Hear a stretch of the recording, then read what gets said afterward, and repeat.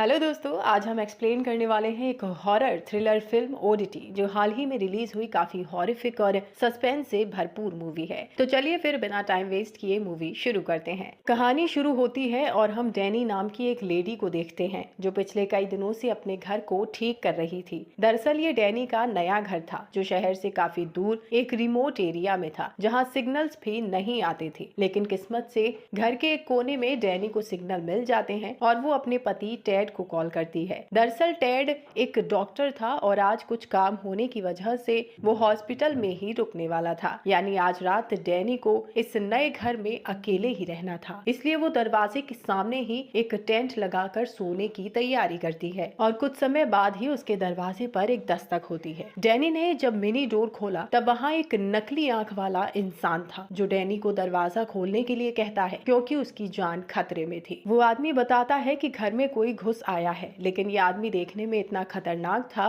कि डैनी इस पर भरोसा ही नहीं कर पा रही थी। लेकिन उसकी बातों से ऐसा लग रहा था मानो वो सच में डैनी का शुभ चिंतक हो। इसलिए डैनी दरवाजे की तरफ बढ़ती है, लेकिन तभी सीन शिफ्ट होता है और हमें दिखाया जाता है कि ना सिर्फ उस नकली आंख वाले आदमी बल्कि डैनी को भी किसी ने बुरी तरह से मार डाला था। इसके बाद हमें कुछ महीने बाद का सीन दिखाया जाता है जहाँ टेड एक दुकान में आया हुआ था। ये असल में डैनी की बहन डार्सी की दुकान थी जहां सभी पुरानी और यूनिक चीजें मिला करती थी। डार्सी बचपन से ही अंधी थी, लेकिन उसके पास कुछ सुपर नेचुरल शक्तियां थी जिनके जरिए वो सुपर नेचुरल पावर्स यानी भूत प्रेतों को महसूस कर उनसे बात कर सकती थी। हालांकि टेड को इस पर बिल्कुल यकीन नहीं था, लेकिन डार्सी उसे बताती है कि उसके हाथ में जो ये बेल है ये असल में एक लड़के से कनेक्टेड है, लेकिन उसे किसी ने बेरहमी से मार दिया और अब डार्सी इसी बेल के जरिए उस लड़के की आत्मा को महसूस करती है। टेड असल में यहाँ डार्सी को एक खास चीज देने आया था जो डार्सी ने ही उससे मंगवाई थी। ये खास चीज उसी नकली आंख वाले आदमी से कनेक्टेड थी जो उस रात डैनी के दरवाजे पर था। और अब डार्सी ये पता करना चाहती थी कि आखिर उसकी बहन को क्यों मारा गया। बातों बातों में डार्सी टेड का हाथ पकड़कर ये जान लेती है कि टेड ने अब किसी और लड़की से रिश्ता जोड़ लिया है और ये दोनों जल्द ही शादी करने वाले हैं, जबकि डैनी को मरे हुए अभी कुछ महीने ही गुजरे थे। डार्सी इससे अपसेट होती है और डार्सी के पूछने पर टेड बताता है कि वो दोनों पहले दोस्त थे लेकिन अब शादी करने वाले हैं। डार्सी को बुरा तो लगा था, लेकिन वो टेड के सामने कुछ भी शो नहीं करती और वापस अपने घर के लिए निकल जाती है। और वहां पहुंचते ही उस नकली आंख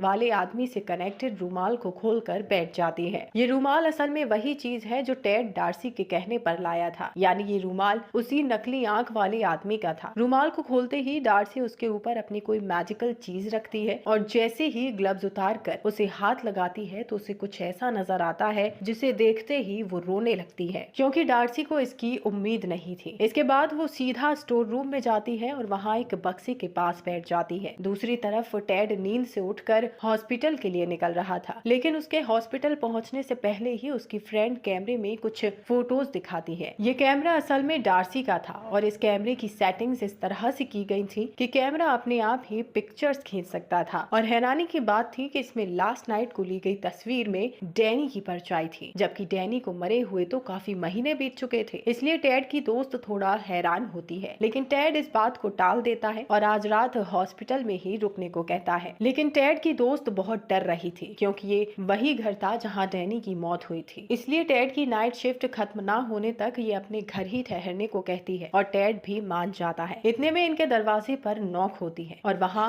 वही बक्सा रखा हुआ था जिसे डार्सी देख रही थी। इससे भी ज्यादा हैरानगी इन्हें तब होती है जब ये डार्सी को देखते हैं जो बाहर ही खड़ी थी। ये दोनों डार्सी को अंदर बुलाते हैं, लेकिन डार्सी यहाँ बिन बुलाए आई थी, वो भी पूरे 2 दिन के लिए। इसलिए दोनों काफी हैरान भी होते हैं। अब डार्सी इन दोनों को वही लकड़ी का बक्सा दिखाती है जिसके अंदर लकड़ी से ही बना एक पुतला रखा हुआ था। टेड की दोस्त को ये सब काफी अजीब लगता है, लेकिन टेड अपनी दोस्त को ये सब बर्दाश्त करने के लिए कहता है और हॉस्पिटल के लिए निकल जाता है। टेड के जाते ही उसकी दोस्त भी निकलने लगती है, लेकिन उसकी चाबियां कहीं गुम हो गई थी। वहीं डार्सी इत्मीनान से सोफे पर बैठी हुई थी, जैसे उसे पहले से ही पता हो कि इस घर में क्या हो रहा है। टेड की दोस्त काफी देर तक अपनी चाबियां ढूंढती है, लेकिन वो उसे कहीं नहीं मिल रही थी। आखिर में डार्सी उससे पूछती है कि क्या तुम आज यहीं रुकने वाली हो? तब टेड की दोस्त कहती है हाँ, लेकिन इतने में उसकी नजर उसी लकड़ी के पुतले पर पड़ती है जो अब बक्से में नहीं बल्कि डाइनिंग टेबल पर था। ये बात टेड की दोस्त को काफी अजीब लगती है। वो डार्सी से पूछती है कि क्या उसे डार्सी ने वहाँ रखा है? तब डार्सी मना करती है। टेड की दोस्त को ये जवाब काफी अजीब लगता है, लेकिन वो इसे नजरअंदाज कर डार्सी के लिए नाश्ता लाती है और दोनों यहाँ बैठकर बातें करती हैं। डार्सी पूछती है कि उसे उस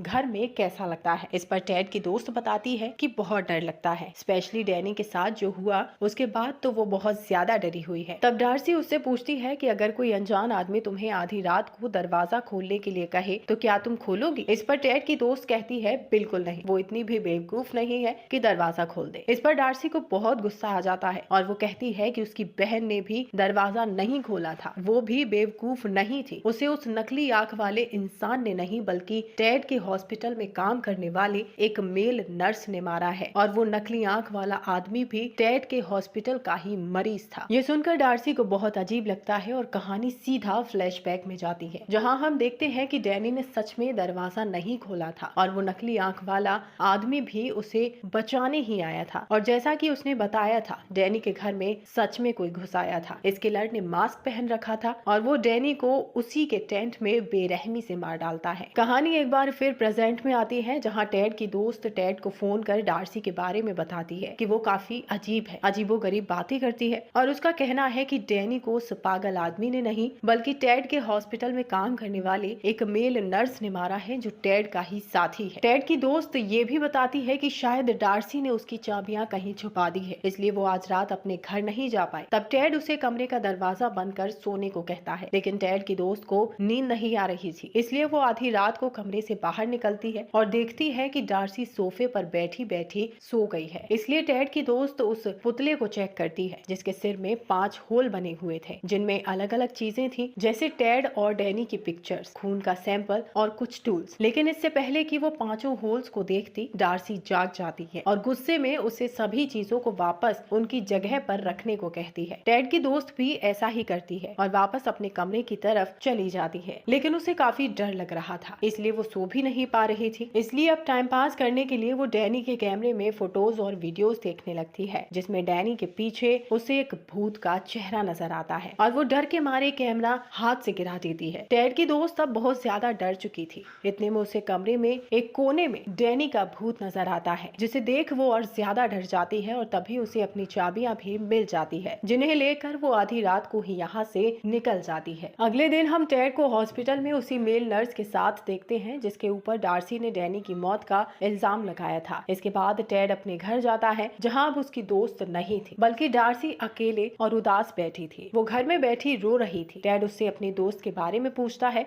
जिस पर डार्सी रोते हुए जवाब देती है कि वो भाग गई, जबकि मैं तो चाहती थी कि वो तुम्हारा असली चेहरा देखे, क्योंकि मैं जान चुकी हूँ कि डैनी को तुम ही ने मारा है और वो नकली आंख वाला इंसान तो सच में उसे बचाने आया था, लेकिन मैंने उसे मारकर डैनी का बदला लेना चाहा, जबकि डैनी के किलर तो तुम हो। तुमने उसे उसकी प्रॉपर्टी के लिए मार दिया, जबकि उसने तो अपनी प्रॉपर्टी पहले ही तुम्हारे नाम कर दी थी। डार्सी ये भी कहती है कि वो जानती है कि अब टेड उसे मारने के लिए यहाँ किसी को तो जरूर भेजेगा, लेकिन हो सके तो वो उसी मेल नर्स को भेजे जिसने डैनी को मारा था। इस पर टेड कहता है कि तुम पागल हो गई हो, उसने डैनी को नहीं मारा। अगर डार्सी को यकीन ना हो तो वो उसके साथ उस इन्वेस्टिगेटर के पास चल सकती है जो डैनी के केस पर काम कर रहा था, लेकिन डार्सी को अभी भी उसकी बातों पर यकीन नहीं था। तब टेड अपना फोन वहीं छोड़कर जाता है और कहता है कि वो इन्वेस्टिगेटर के पास जा रहा है और उससे बात करके वापस फोन करेगा, इसलिए जो भी कॉल आए उसे उठा लेना। अब टेड अपना फोन यहीं छोड़कर निकल जाता है। इसके बाद हम टेड को अपने उसी मेल नर्स फ्रेंड के पास देखते हैं, जहाँ बैठे दोनों डार्सी को मारने का प्लान बना रहे थे। यानी डार्सी बिल्कुल सही थी, डैनी को मारने वाला कोई और नहीं बल्कि टेड और उसका दोस्त ही था, और उस नकली आंख वाले इंसान ने इन दोनों की बातें सुन ली थी। अब भले ही वो पागल था, लेकिन था तो एक अच्छा इंसान, इसलिए उस रात वो डैनी को बचाने के लिए यहाँ आया था, लेकिन डैनी ने उसकी बात पर भरोसा नहीं किया और वो मारी गई। और बाद में डार्सी ने उस नकली आंख वाले आदमी को भी मार दिया और अब वो यहाँ डार्सी को मारने की प्लानिंग कर रहा है। इसकी शुरुआत वो घर से ही कर चुका था। दरअसल डार्सी के पास फोन रखने से पहले ही टेड ने फर्श का एक टाइल निकाल दिया था, ताकि जब डार्सी फोन उठाने के लिए आगे बढ़े तो नीचे गिर जाए। प्लान के मुताबिक मेल नर्स भी डार्सी को मारने के लिए मान जाता है और घर पहुंचता है। अब टेड जैसे ही हॉस्पिटल से फोन करता है, डार्सी उसे उठाने के लिए आगे बढ़ती है और जैसा कि टेड ने सोचा था, खुले हुए टाइल में से नीचे गिरकर बुरी तरह से जख्मी हो जाती है। अब टेड का नर्स फ्रेंड भी घर में पहुंच चुका था। यहाँ सबसे पहले तो उसकी नजर लकड़ी के पुतले पर पड़ती है और फिर डार्सी पर, जो बुरी तरह से जख्मी होने के चलते में मारी जाती है, लेकिन डार्सी के मरते ही वो लकड़ी का पुतला जिंदा हो जाता है। दरअसल डार्सी सुपरनैचुरल पावर्स के जरिए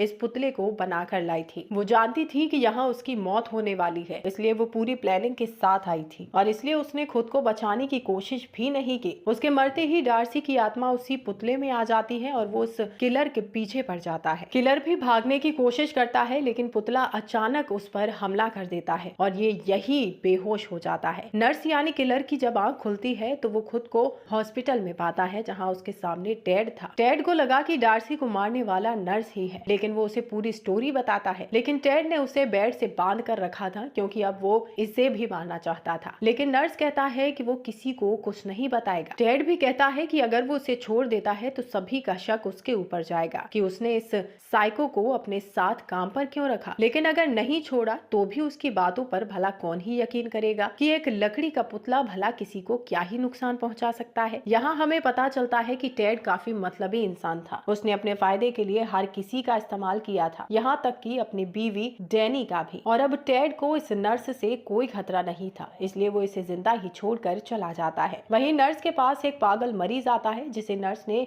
बहुत परेशान किया था, इसलिए वो उसके पैर का एक अंगूठा काट लेता है जिससे वो तड़पने लगता है। दूसरी तरफ टेड काफी परेशान था और अब वो अपने घर पहुंच चुका था। यहाँ उसे वही बेल नजर आती है जिसके बारे में डार्सी ने उसे बताया था कि इस बेल के साथ एक लड़की की आत्मा जुड़ी हुई है। वो बेल को बजाता है लेकिन वहाँ कोई नहीं आता। तब टेड को लगता है कि ये सब फिजूल की बातें हैं, आत्मा भूत प्रेत ये सब कुछ नहीं होता। यही हमें पता चलता है कि टेड की दोस्त ने भी उसे छोड़ दिया है, यानी डार्सी का बदला पूरा हो चुका था। कुछ ही समय बाद हम टेड के पीछे एक लड़के को देखते हैं और ये वही लड़का था जो उस बेल से कनेक्टेड था, यानी अब टेड भी मारा जाएगा और इसी के साथ ये मूवी यहीं खत्म हो जाती है। तो दोस्तों कैसी लगी आपको ये मूवी, कमेंट करके जरूर बताएं। वीडियो पसंद आई हो तो लाइक शेयर कर चैनल को सब्सक्राइब और बेल आइकन को प्रेस करना ना भूलें।